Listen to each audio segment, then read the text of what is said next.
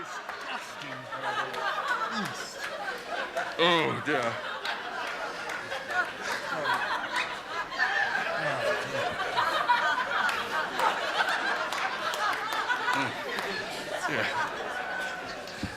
Gee, that's... So after about 4 sketches...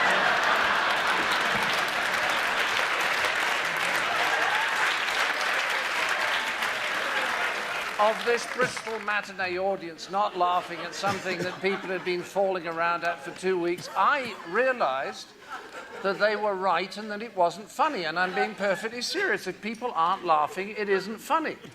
I think and then the next house came in the evening and they started to laugh again in all the right places and the show became funny again. But I mean, comedy's incredibly brittle. And if something goes wrong with the atmosphere, you're dead. I mean, the first recording, I remember the reaction being very, very quiet because the BBC have a sort of audience selection unit and as they didn't know what Monty Python was going to be like, they didn't know which audience to get for it. So we had an audience of old-age pensioners and people, you know... They thought it was a circus. Very old. They came in... And they said, there's no animals, you know, this is like... So, you know where the little old ladies look like that? That's why we put them in, because that was like our first audience. You call them pepper pots, right? We did. Now, you broke it up into groups. You mostly wrote in various groups. They were Terry, Jones, and Michael, right? You had... Yeah, we wrote together. That's right, yeah. I wrote with You Graham. and Graham often wrote These are together. groups You often when- wrote alone. And Terry was alone in his attic, right? Now, what is your... I mean, you're the most mysterious Python in a way, because you were off making the end. Yeah. And the wonderful foot and use of all these artworks. What was it like? Were you more or less alone when they were rehearsing this? I mean, in some ways, I was the most free because they had to submit their material to the group. And everybody voted on whether it went into the good pile, the medium pile, or the shit pile. And my stuff was never comprehensible to them, and often not to me either. And it's and I would try to explain it to them what I was doing, and they would all just look like they're doing now. I thought that was a key to what was one of the things that was completely different. Up to now, it seems that most television shows were cameras taking pictures of a proscenium stage. I mean, one of the things we decided very early on was to get rid of punchlines, because before you would see wonderful... Peter Cook, Dudley Moore had a wonderful show, and they would do great characters. The sketch would go along and be fantastic, and then they would have to come to the punchline. And invariably, the punchline wasn't as good as the body of the sketch. That's so right. we solved it, you know, the Gordian knot, chop, get rid of punchlines. This is the silliest sketch I've ever been in. Shall we stop it? You're all right. I think one of the things we were trying to do with the show was to try to do something that was so unpredictable that it had no shape, and you could never say what the kind of humour was. And I think the fact that the Pythonesque is now a word in the Oxford English Dictionary shows the extent to which we failed in this attempt. There was one thing I really wanted to do at one point, was that the show would be going on, and we would slowly take the sound down in a sketch and do it very slowly so people all over England would then get up, turn up the sound a little bit, and go back, and it'd go down a bit more. And this would go on for about 5 minutes until it was at its maximum level, and then we'd make the biggest noise we could and blow up every set in the nation. Well, they didn't let us do that. The BBC has rules about these sort of things.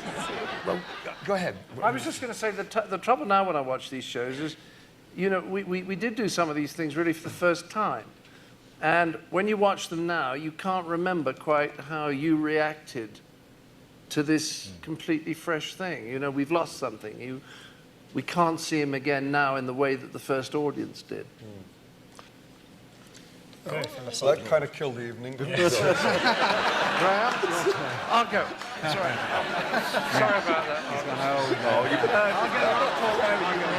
I'll go and talk. Oh, he's So tender. Well, at least it gives us a chance to talk about John now, hasn't John? Yes. probably Ask any questions about John or his personal Come back, life? John. He says he'll come on if we talk about sketches he's written. OK, so let's talk about... Can you remember any, Eric? No. Argument. You did argument. Argument was a very good sketch. Very fun. Excellent. Very good.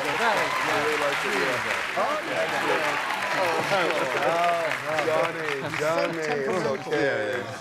Such a little prima donna. Imagine what it was like in writing sessions, can't you? No, Just said how much we Well, liked what was it like in writing sessions? Oh, what was it like in writing? It was actually, I remember it was rather fun because what used to happen is we would go away for 2 weeks and they would write and they would write and I would write and Terry would do sketches and then we'd come together for 2 or 3 days and we'd go to Terry's house and we'd just start to read out the material. You'd take it in turns to read out the material. And sometimes it was absolutely hysterical. I mean, it was fun to hear the things done, performed for the first time. It was the best time of Python, I think, the it was the most fun. reading out the sketches, because you'd start the sessions, you'd know, you're going to hear something that you'd never heard before, and it was going to make you really laugh. And then the other thing that was very good, I thought, was that people are very good critics of each other's work. So they'd say, you know, that's really funny, that bit on page 2 to page 3, but then it goes off. And so what would happen sometimes was they'd say, well, why don't we know how to finish that? So the sketches would swap around. Or they say, well, why don't we just cut it there or bring in the Colonel? So there was a good deal of editing, which was very good, group editing. Yeah, I mean, and there's a great deal of honesty and people's feelings were hurt. But the fact was you could actually say that's a piece of shit, you know, and nobody would really cry. Is the benchmark really that it made you all laugh and you That thought was it it. was funny? All. That's I the think way it it had to should be just about all. Yeah. And I don't think that's happened since. I mean, 6 people, it was all about making 6 people laugh. Yeah. That was the end of it. There were no And producers, there were no executives, there were no market research people saying this is what the audience should be going for. It was 6 people. We wish. Like a chord there. As you all know, the parrot sketch seems to be voted the most, the favorite. You know. It's a wonderful sketch. It is a wonderful sketch. And Who wrote it, John? Who wrote that sketch, I wonder? I think It was Graham. You wrote it. Did I write that one? Well, it came from a mechanic, a fellow who fixed cars and who had an He excuse. was a man for I everything. knew who I bought a car off, and every time he took the car back, whatever was wrong with it, he'd say, "Oh, it's all right. It's you know, he'd have an excuse for everything. The door's fallen off. Well, they do on these cars. They're new. You have any trouble? The brake doesn't work. I've gone down the hill, smashed into the wall. All right. Well, bring it in. Bring it in. I'll have a look at it. It's lunchtime at the moment. And we'd done this sketch, and then for another show, which had not been seen by many people, and Graham and I had this odd feeling that there was something very funny here. If only we could find the right context for it.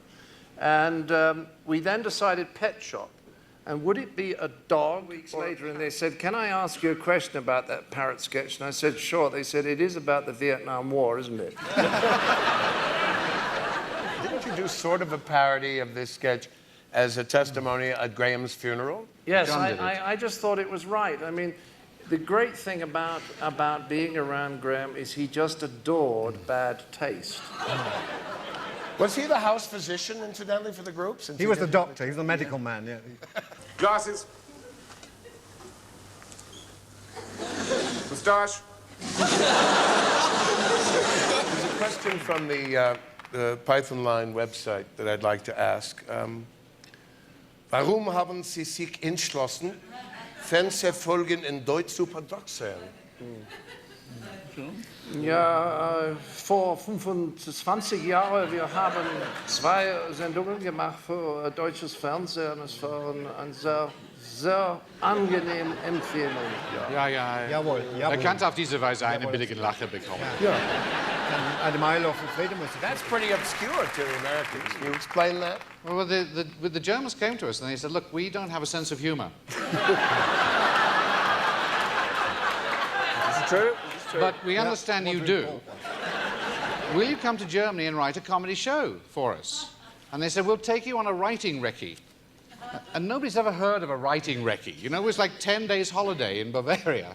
So we said, sure, we'll go. And we went to the airport and we flew to Munich, and they met us at the airport with huge steins of beer. And we were going there to write sketches for Germany, to do comedy sketches. And they took us from the airport straight to Dachau. This is a true story. And as we tried to get to Dachau, everybody kept denying they knew where it was. We'd stop and say, where's the camp? And they said, Right. what camp? You What know, camp? you've not heard of this. And finally we got there, and it was just closing.